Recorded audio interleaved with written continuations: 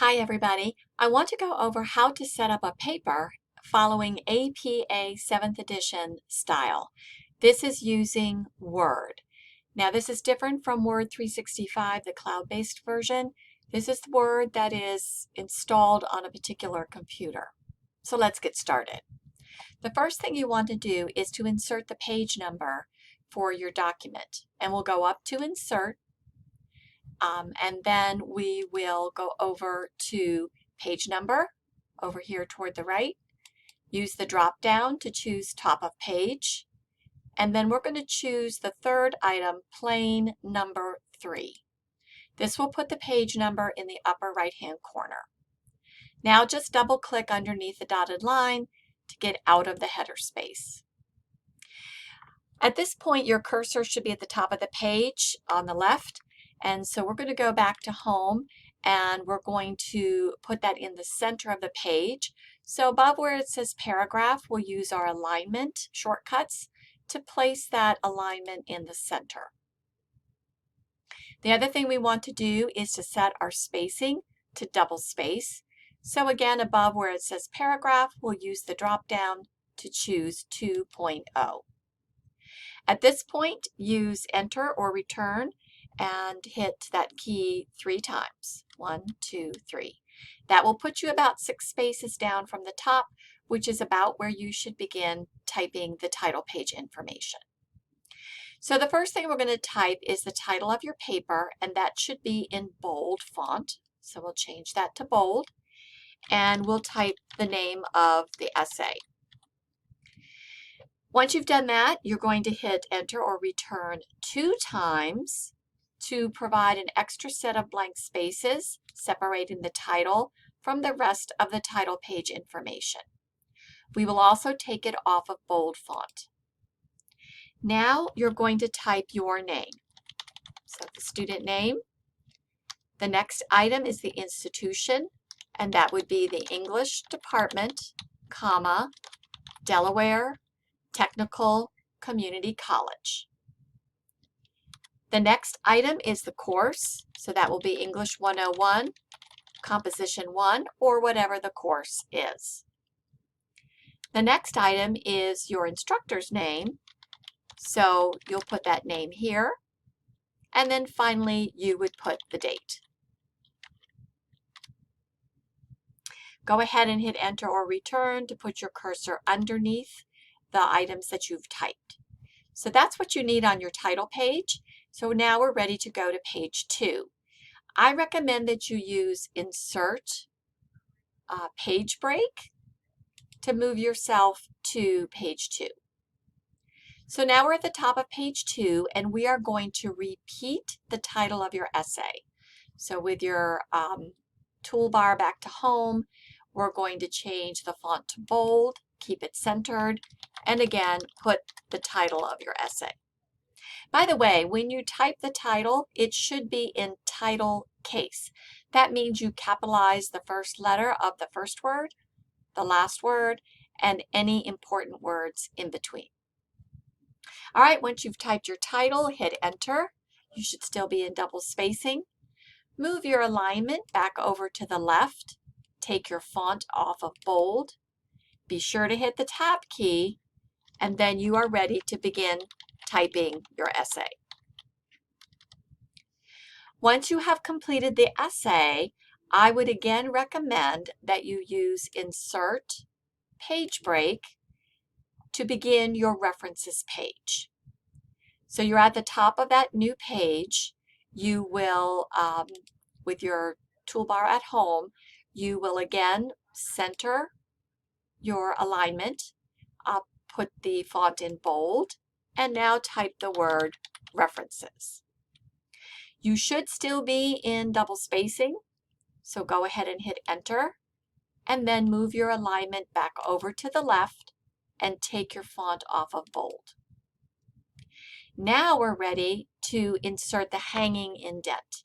To do that in Word, you go to the drop-down menu by paragraph, and in the middle where it's indentation, over where it says special, you'll use the drop-down to choose hanging and then click OK.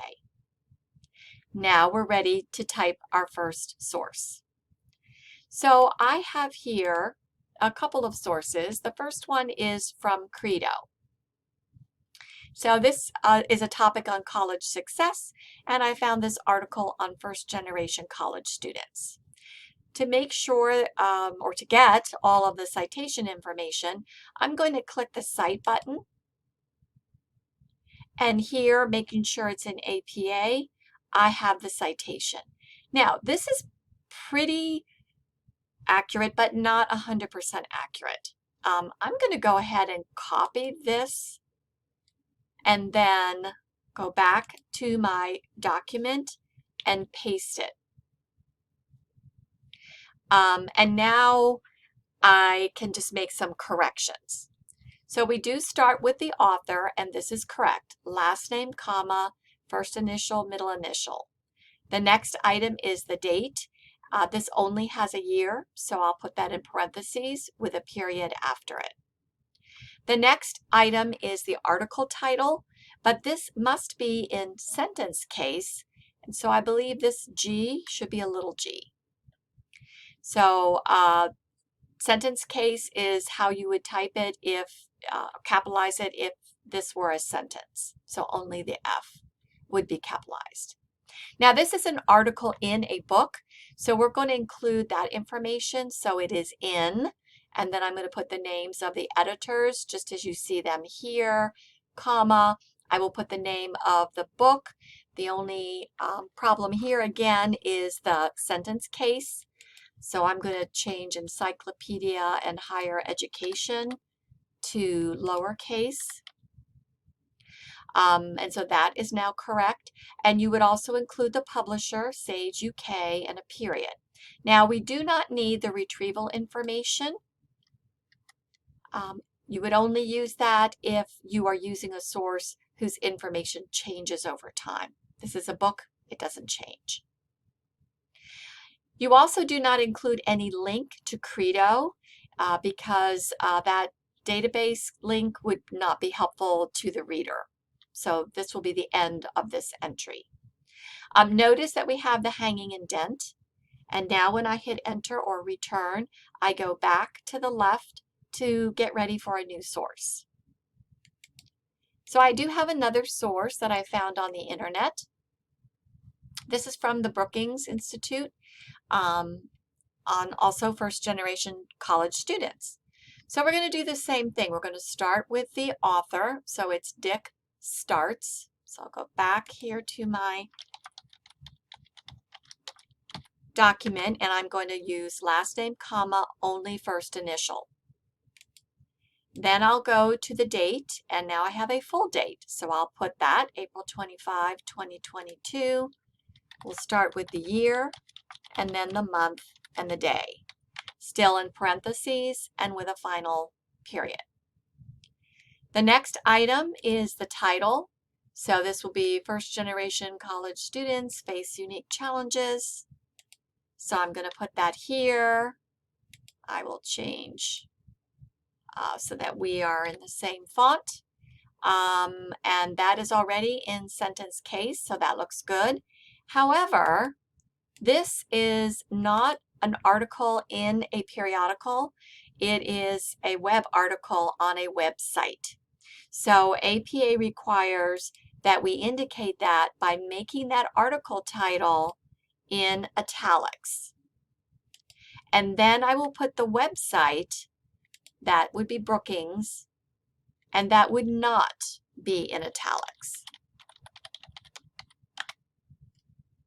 All right, and then because I found this on the internet, and the reader of my essay could do so as well, we're going to include that web address or URL as the last item in our entry. And now I'm going to hit enter or return, and that will make the link a live link, which is what we want on our references page. All right, so you can see the hanging indent. You can see we have two sources. You do want to make sure that your sources are arranged in alphabetical order. They do happen to be that way here. J comes before S, so I don't need to make any other adjustments. All right, that should help you as you get started with setting up a paper in APA 7 format.